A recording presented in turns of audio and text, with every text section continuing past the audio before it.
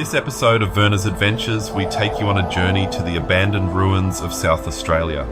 These ruins are barren and isolated time capsules. We take you to these unique places by drone, otherwise called drone videography.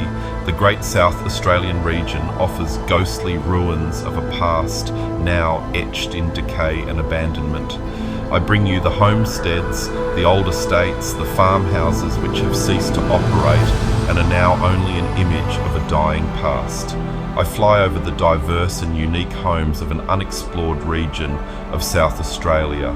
The visual landscapes of the land down under are presented by drone videography, a long and complex history of decay, the urban visual of the estates now only a memory to the generations that have occupied their walls. These ruins provide a striking contrast to the South Australian country landscapes, and it also focuses on the great rural dwellings that have succumbed to decay and abandonment.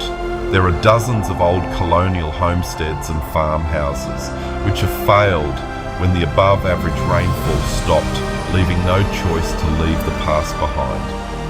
Join me now as we take a look at what still remains of the churches, the homesteads, the estates, the farmhouses of abandoned South Australia.